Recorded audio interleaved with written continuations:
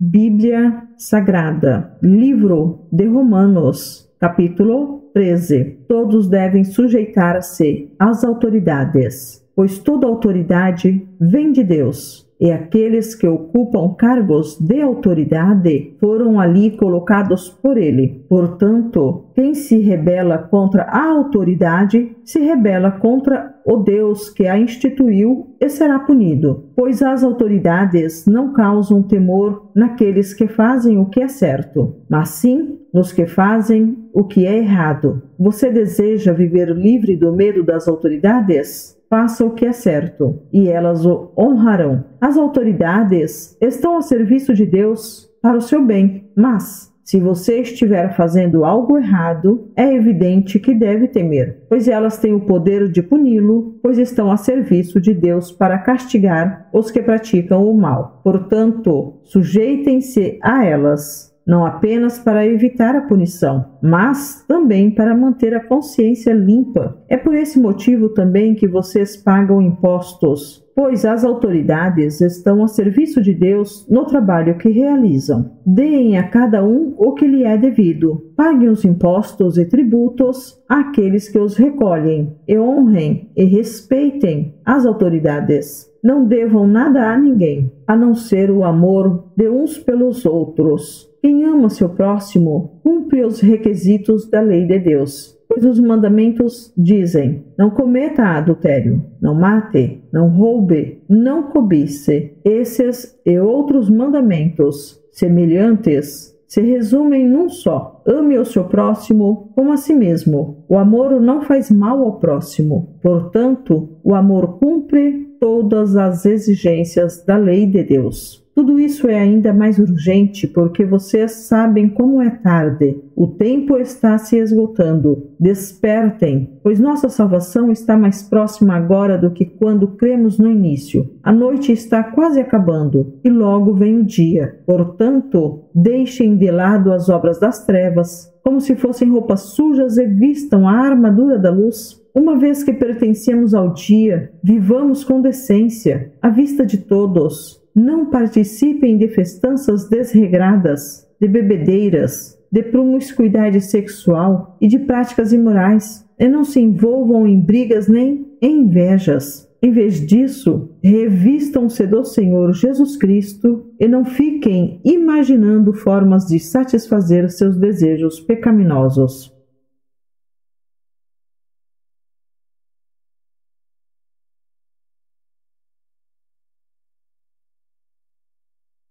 Bíblia Sagrada, livro de Romanos, capítulo 14. Aceitem os que são fracos na fé e não discutam sobre as opiniões deles acerca do que é certo ou errado. Por exemplo, um irmão crê que não é errado comer qualquer coisa. Outro, porém, que é mais fraco, come somente legumes e verduras. Quem se sente à vontade para comer de tudo não deve desprezar quem não o faz. E quem não come certos alimentos não deve condenar quem o faz, pois Deus os aceitou. Quem são vocês para condenar os servos de outra pessoa? O Senhor deles julgará se estão em pé ou se caíram, e com a ajuda de Deus ficarão em pé e receberão a aprovação dele. Da mesma forma, há quem considere um dia mais sagrado que o outro, enquanto outros acreditam que todos os dias são iguais. Cada um deve estar plenamente convicto do que faz. Quem adora a Deus num dia especial o faz para honrá-lo. Quem come qualquer tipo de alimento também o faz para honrar o Senhor, uma vez que dá graças a Deus antes de comer. E quem se recusa a comer certos alimentos deseja, igualmente, agradar ao Senhor, e por isso dá graças a Deus, pois não vivemos nem morremos para nós mesmos. Se vivemos, é para honrar o Senhor, e, se morremos, é para honrar o Senhor. Portanto, quer vivamos, quer morramos, pertencemos ao Senhor. Por isso Cristo morreu e ressuscitou, para ser Senhor tanto dos vivos como dos mortos. Então, por que você julga outro irmão? Por que o despreza? Lembre-se de que todos nós compareceremos diante do tribunal de Deus, pois as Escrituras dizem: tão certo como eu vivo, diz o Senhor, todo joelho se dobrará para mim, e toda língua declarará lealdade a Deus. Assim, cada um de nós será responsável por sua vida diante de Deus. Portanto, deixemos de julgar uns aos outros. Em vez disso, resolvam viver de modo a nunca fazer um irmão tropeçar e cair. Eu sei e estou convencido, com base na autoridade do Senhor Jesus, que nenhum alimento é por si mesmo impuro. Mas, se alguém considera errado ingerir determinado alimento, para essa pessoa ele é impuro. E, se o outro irmão se aflige em razão do que você come, ao ingerir esse alimento você não age com amor. Não deixe que sua comida seja a causa da perdição de alguém por quem Cristo morreu. Desse modo, você não será criticado por fazer algo que, a seu ver, é bom, pois o reino de Deus não diz respeito ao que comemos ou bebemos, mas a uma vida de justiça, paz e alegria no Espírito Santo. Se servirem a Cristo com essa atitude, agradarão a Deus e também receberão a aprovação das pessoas. Portanto, tenhamos como alvo a harmonia e procuremos edificar uns aos outros. Não destruam a obra de Deus por causa da comida. Embora todos os alimentos sejam aceitáveis, é errado comer algo que leve alguém a tropeçar. É melhor deixar de comer carne, ou de beber vinho, ou de fazer qualquer outra coisa que leve um irmão a tropeçar. Você tem direito às suas convicções, mas guarde isso entre você e Deus. Felizes são aqueles que não se sentem culpados por fazer algo que consideram correto. Mas, se você tem dúvidas quanto ao que deve ou não comer, será culpado se comer, pois vai contra suas convicções. Se faz qualquer coisa sem convicção, está pecando.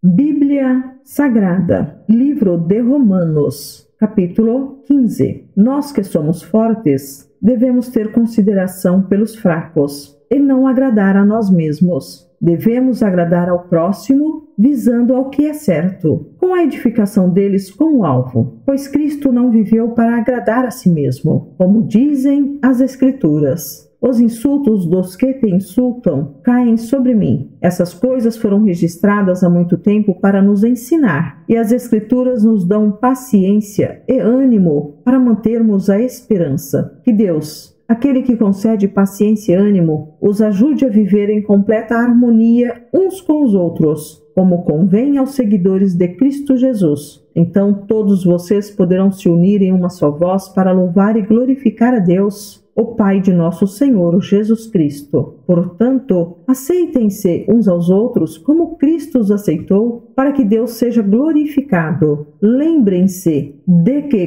Cristo veio para servir aos judeus, a fim de mostrar que Deus é fiel às promessas feitas a seus patriarcas, e também para que os gentios glorifiquem a Deus por suas misericórdias, como dizem as Escrituras. Por isso eu te louvarei entre os gentios. Sim, cantarei louvores ao teu nome. E dizem também: alegrem-se com o povo dele, ó gentios. E ainda: louvem o Senhor, todos vocês, gentios. Louvem-no todos os povos. E, em outra parte, o profeta Isaías disse: virá o herdeiro do trono de Davi e reinará sobre os gentios. Nele depositarão sua esperança. Que Deus, a fonte de esperança, os encha inteiramente de alegria e paz, em vista da fé que vocês depositam nele, de modo que vocês transbordem de esperança pelo poder do Espírito Santo. Meus irmãos, estou plenamente convencido de que vocês estão cheios de bondade. Conhecem essas coisas tão bem que podem ensiná-las uns aos outros. Ainda assim,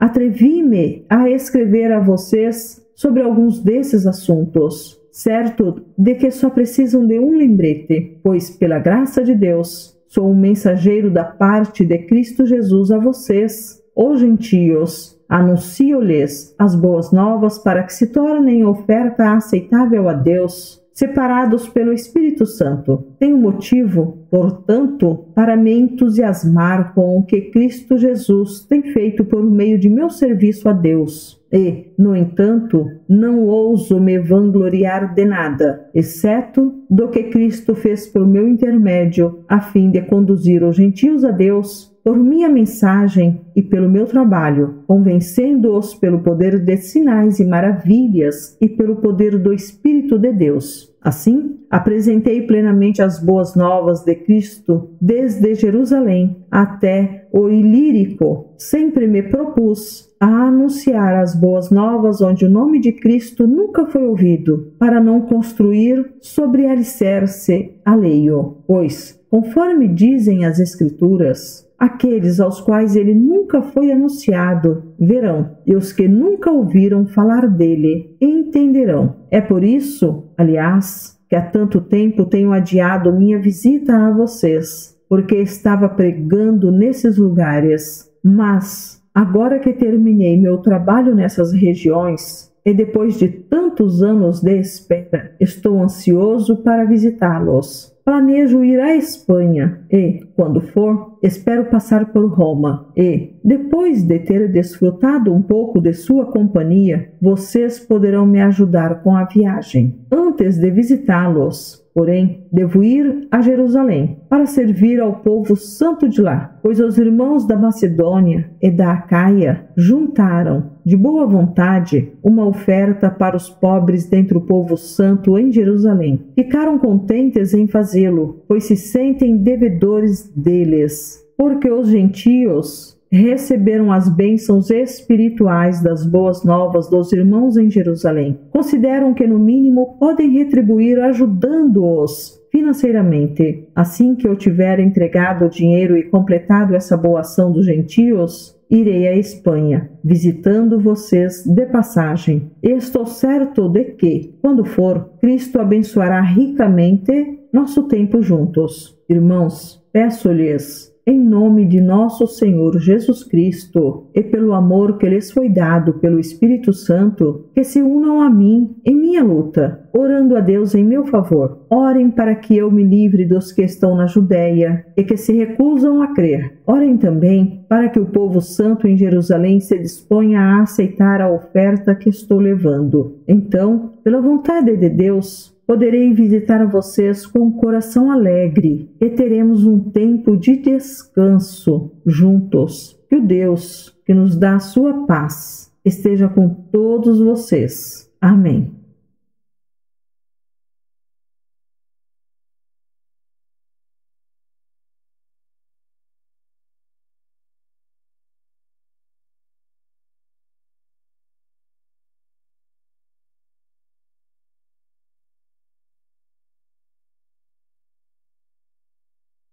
Bíblia Sagrada, livro de Romanos, capítulo 16. Recomendo-lhes nossa irmã Febe, que serve à igreja em Cencreia. Recebam-na no Senhor como uma pessoa digna de honra no meio do povo santo. Ajudem-na no que ela precisar, pois tem sido de grande ajuda para muitos, especialmente para mim. Deem minhas saudações a Priscila e Áquila, meus colaboradores no serviço de Cristo Jesus. Certa vez, eles arriscaram a vida por mim. Sou grato a eles e também o são todas as igrejas dos gentios. Saúdem a igreja que se reúne na casa deles. Saúdem também meu querido amigo Epêneto, que foi o primeiro seguidor de Cristo na província da Ásia. Saúdem Maria, que trabalhou tanto por vocês. Saúdem Adrônico e Júnias, meus compatriotas judeus que estiveram comigo na prisão. São muito respeitados entre os apóstolos e se tornaram seguidores de Cristo antes de mim. Saúdem Ampliato, meu querido amigo no Senhor. Saúdem Urbano, nosso colaborador em Cristo, e meu querido amigo Estaques. Saúdem Apeles, um bom homem, aprovado por Cristo. Saúdem os que são da casa de Aristóbulo. Saúdem Herodião, meu compatriota judeu. Saúdem os da casa de Narciso, que são do Senhor. Saúdem Trifena e Trifosa, obreiras do Senhor, e a estimada Pérside, que tem trabalhado com dedicação para o Senhor. Saúdem Rufo, a quem o Senhor escolheu, e também sua mãe, que tem sido mãe para mim. Saúdem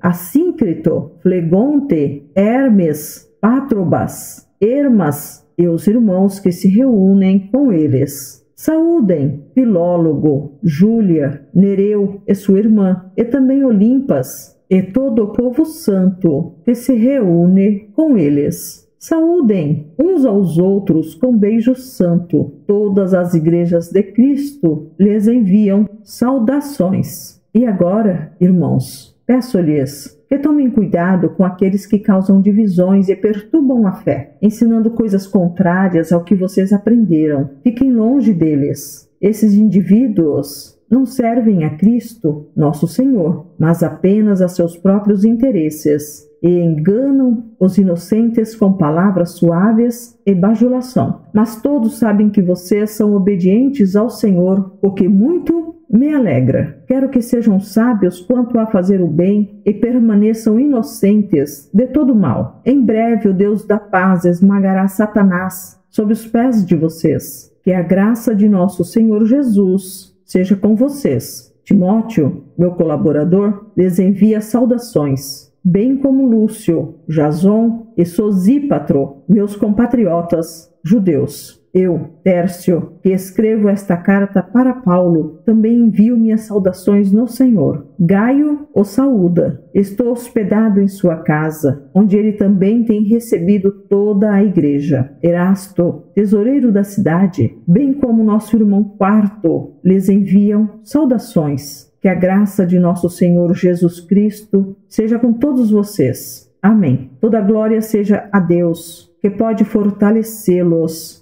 como afirmam as boas novas. Essa mensagem a respeito de Jesus Cristo revelou seu plano, mantido em segredo desde o princípio dos tempos, mas que agora, como os escritos dos profetas predisseram e o Deus eterno ordenou, é anunciada aos gentios de toda parte, a fim de que eles também possam crer nele e lhe obedecer. Toda glória para sempre ao Deus único e sábio, por meio de Jesus Cristo. Amém.